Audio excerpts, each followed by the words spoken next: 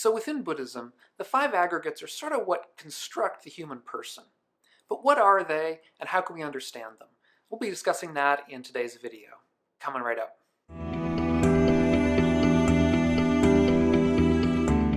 So I'm Doug Smith. I'm study director at the Secular Buddhist Association. That's secularbuddhism.org. If you're new to the channel and interested in helping to promote a wiser and a kinder and a less stress-filled world, consider subscribing to the channel. So in a prior video that I did, Joachim Dernebo asked about the five aggregates. What are the five aggregates? And this is, to an extent, a somewhat technical question, but I think it's a question that's worth approaching because we can learn quite a lot about early Buddhism and how it differs from philosophies or religions of the West, as well as we can get some more insight into how to proceed on a Buddhist path. That is, it's critical to understanding sort of how to proceed in Buddhism, because within Buddhism, the self, insofar as there is a self, is constructed more or less out of these five aggregates. That is, within Buddhism, we don't find a permanent self. Instead, what we find are these aggregates, which go up to making the person. And in the West, we tend to chop the mind and the body up one way, and in Buddhism, they sort of chop it up a different way. And this is also interesting from a cross-cultural perspective, because I think in some ways we can understand the differences between the approaches by seeing the way they understand the mind. So as I say, there are five of these aggregates. Now the first of them is basically, it's called form, but basically what it is the body. So part of the human person, one of the five aspects of the human person is the body, is the physical body.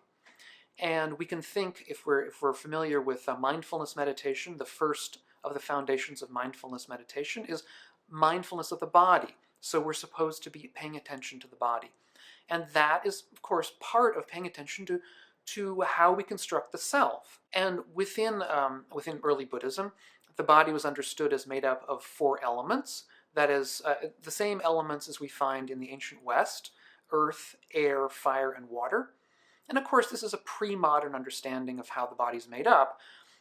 Nowadays, we understand it made up of chemical elements, a very much larger class of things. If you like, it's a difference of degree, but not a difference of kind. I mean, it's the same idea. It's that the body is not a single thing. It's not a sort of an undifferentiated mass. Instead, the body is made up of parts, is made up of bits that are exchanged with the world. We exchange, we ingest, and we excrete.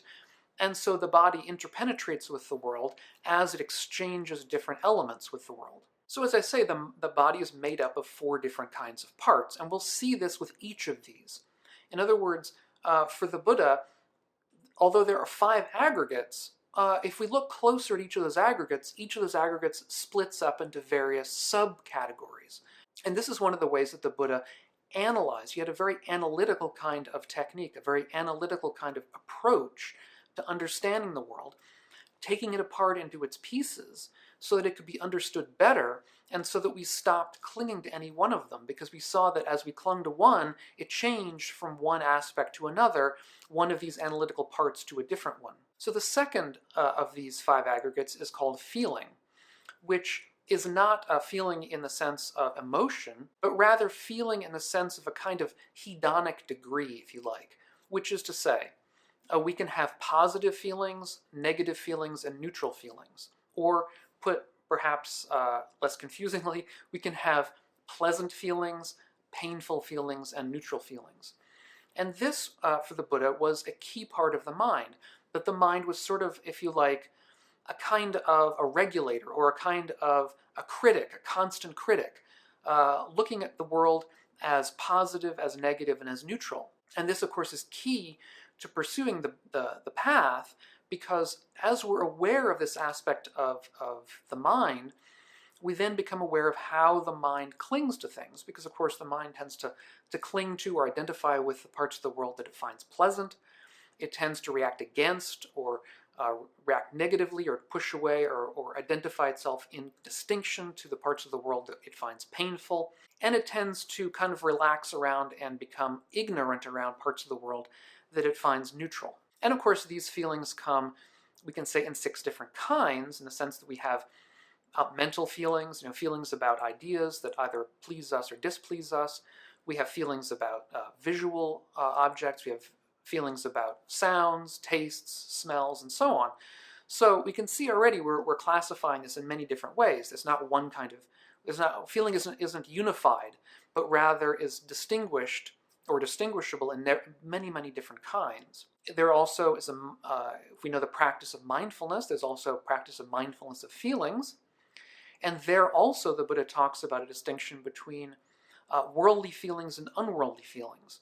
And that is probably a little bit outside of the scope of this lecture, but if you're interested in it, I would recommend looking at my prior video on mindfulness of feelings. The third aggregate is perception, is generally translated perception. This is the aggregate of the mind within a Buddhist context that, of course, it in a sense perceives the world. There are 6 different kinds. There's a visual, auditory, tactile, olfactory, gustatory, taste, and the last one is mental perception, which is considered within a Buddhist context to be our relation to ideas. Here, perception should not be thought of, sometimes in the Western context, we understand perception as just sort of raw perception, that is perception unmediated by any kind of cognitive or conceptual apparatus. And within Buddhism, this particular aspect of the mind is not to be understood that way. This particular aspect of the mind is always cognitive in some aspect, in some respect. So it's the way that we sort of identify the world through perception.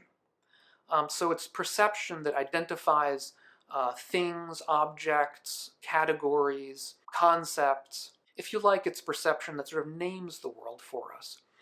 And this is considered within Buddhism to be relatively automatic. I mean, we open our eyes and immediately the perceptual apparatus names things for us. It finds ourselves where we are. It finds, it names the chair, it names the table without us doing anything. It's just there. And of course, within Buddhism, perception usually works in ways that are misperception, that misperceive the world.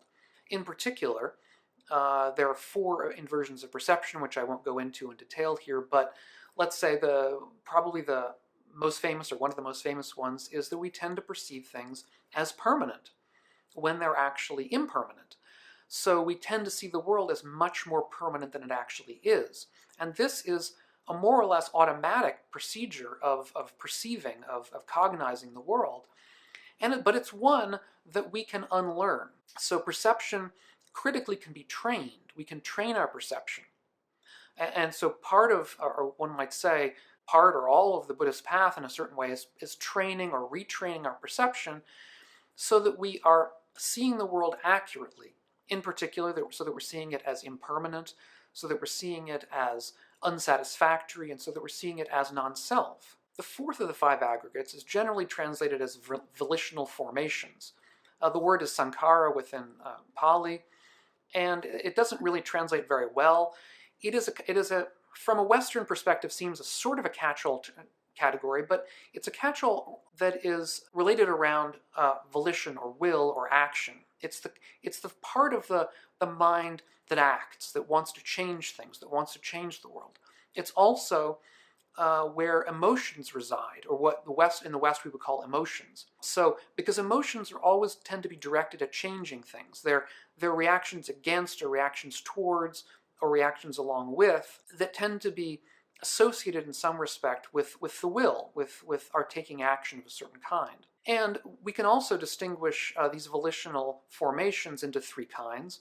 We can distinguish them into bodily actions or bodily volitions. We can understand them as spoken volitions, as verbal volitions. We can understand them as mental volitions. I mean, insofar as we are, say, undertaking to plan something, that's also something that is willed in a certain respect. And these can also be understood as being either skillful or unskillful. So we can have volitions that are skillful, that achieve the kinds of ends to the good that we would like them to achieve, or we can have volitions that are unskillful, that tend to harm ourselves or harm others, or harm both. And just as I was saying previously with perception, also with volitions, in a sense, the Buddhist path is directed at training these volitions over long periods of time, such that we excise or downplay or denourish the unskillful volitions and nourish or play up the skillful ones. And that's something that we need, first of all, to learn. We need to learn the distinction. That's oftentimes something that happens through the hard knocks of life. We begin to learn that certain things that we thought were skillful actually aren't. But also they're learned by, let's say, learning certain aspects of the Dharma. They're also learned by meditation, because in meditation we often become directly aware of these kinds of volitions, and we become directly aware of the fact that they're not helping us. In particular, let's say with verbal volitions, wanting to say certain things to certain people, sometimes within a meditative context, even formal meditation, we can be a witness to that as being unskillful, because we can feel the anger or hatred or sometimes the greed within those words, and we begin to be aware of the fact that is not to our benefit. And finally, the fifth is consciousness. That's the fifth of these 5 aggregates. This is also split up into kinds. And this is very, very important, because within the later tradition, there tends to be an emphasis more on consciousness as kind of both the repository of the mind, as kind of the repository of karmic action, as kind of the repository of the world, even within certain schools of later Buddhism, and as kind of the goal that we're supposed to achieve. That is to say that in the later tradition we begin to have more of a sense that attaining awakening involves a kind of purified consciousness, and that's it. But within the early tradition, it's not seen that way. Within the early tradition, consciousness is split up into 5 parts. That is to say, you have eye consciousness, ear consciousness, nose, tongue, body consciousness, and mental consciousness. And these actually are 6, because they include the mind. These are not permanent. They come and go with respect to each other. And what consciousness as such is sort of a bit of an enigma within early Buddhism, I think, because it's not clear exactly how it differs from the other 4, or the other 3 mental aggregates. But in a nutshell, the idea is that the consciousness aspect is that aspect of simple awareness. That there is this kind of awareness that comes up as we live our lives. But the awareness differs. It comes and goes depending upon which particular perceptual apparatus is at issue. So, for example, as we come into contact with parts of the world, let's say we come into eye contact with a chair in front of us, the idea is that we have the visual information coming into the eye. The contact of that information then co-arises with consciousness, and that consciousness is just the simple awareness of that visual datum, if you like. And the same with the other senses, and the same with the mind. That is to say, the mind also becomes aware of certain ideas or concepts or whatever mental operations. So these are the 5 aspects of the human person insofar as there is one within Buddhism. The body, which is the physical aspect, and then 4 mental aspects, okay, which are feelings, perception, volition, and consciousness. And we can see that this split is somewhat different from, let's say, the split we find in a lot of early Greek thought about the mind, which tended to have a very, very rough distinction between a reason and emotions. And there we have this kind of bifurcated mind, this idea that the mind had a sort of if you like, a divine aspect, which was the reasoning aspect, and a more worldly aspect that had to be denurtured, which was the emotional aspect. And that is a kind of an idea that one gets in certain aspects of ancient Greek philosophy that carry up more or less to the present day. Within Buddhism, we don't have the distinction between, or at least not a hard and fast distinction between reason and emotions. There aren't those categories don't exist within this 5-part scheme. Reason more or less occurs in several categories, and the emotions more or less occur within the category of volitional formations. And there isn't an idea that one is better than the other. They all sort of co-occur together. The main idea isn't that there's one aspect of the mind that's good and another aspect that's bad, but rather that certain aspects of the mind need training in order to become better, to become more skillful. And as I say, part of the issue here with the early Buddhist understanding of the mind is the Buddha's attempt really to analyze the mind into many, many different parts. So we have the 5 that I've just discussed, then each of those 5 is split up into several more, depending on how we count them, which, the Buddha probably would have been happy you count them any number of ways. You could end up with quite a few actual parts here. All of them are sort of coming and going from a moment to moment, in a moment-to-moment level. They're not permanent. None of them are permanent. They're all coming and going. They're all in flux. And in that respect, the point of meditation is to become aware of that fact, is to become aware of the fact that the various aspects of the human person are all impermanent. They're all in flux, always. They're all unsatisfactory in the sense that they don't stick around. They're not the sort of thing we can count on. They're not the sort of thing that we can rely upon because they're coming and going. They're changing at all times. And they're changing not only based on each other, but based on the world, based on what's impinging upon us from moment to moment, which we can't always control. And finally, we're to understand that these are all non-self. That as we look at all these different parts, there's no part that we can identify with ourself.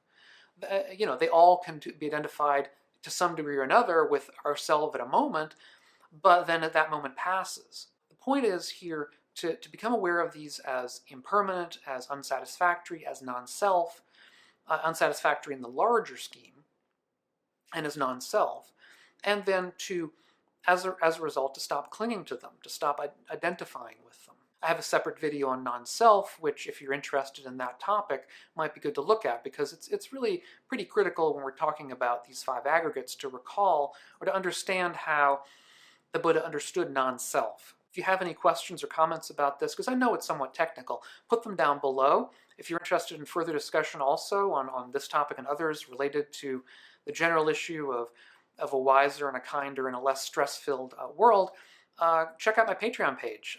It's new, and I hope it'll be interesting to you as well.